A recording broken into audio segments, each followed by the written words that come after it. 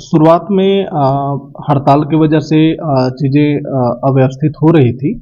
उसमें लेकिन हमने तत्काल वैकल्पिक व्यवस्था कर दिया कलेक्टर महोदय के निर्देशन में। वैकल्पिक व्यवस्था के तौर पे मार्केट से आउटसोर्सिंग के माध्यम से हमको ऑपरेटर प्राप्त हो गए थे और इसके अतिरिक्त धान खरीदी प्रभारी के रूप में जिले के विभिन्न विभागों से जैसे पंचायत हैं, राजस्व हैं और कृषि विभाग के अधिकारियों को समिति प्रबंधक धान खरीदी प्रभारी बना। शुरुआत में हड़ताल की वजह से चीज़ें अव्यवस्थित हो रही थी। उसमें लेकिन हमने तत्काल वैकल्पिक व्यवस्था कर दिया कलेक्टर महोदय के निर्देशन में।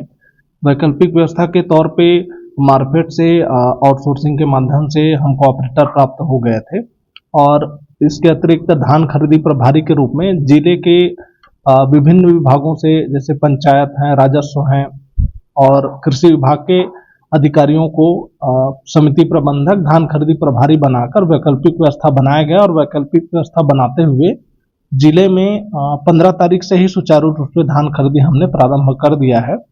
अब तक 5000 किसानों से हमने धान खरीदी कर लिया है। कल तक की स्थिति में टोटल जो धान खरीदी है 2,36,000 कुंटल हमने अब तक धान खरीदी कर लिया है। ये लगभग और किसानों के इसका 3 दिवस में भुगतान किया जाना होता है, तो ये 55 करोड़ के आसपास का धान खरीदी हो चुका है। वो भी किसानों को समयानुसार भुगतान ऑनलाइन माध्यम से किया जा रहा है।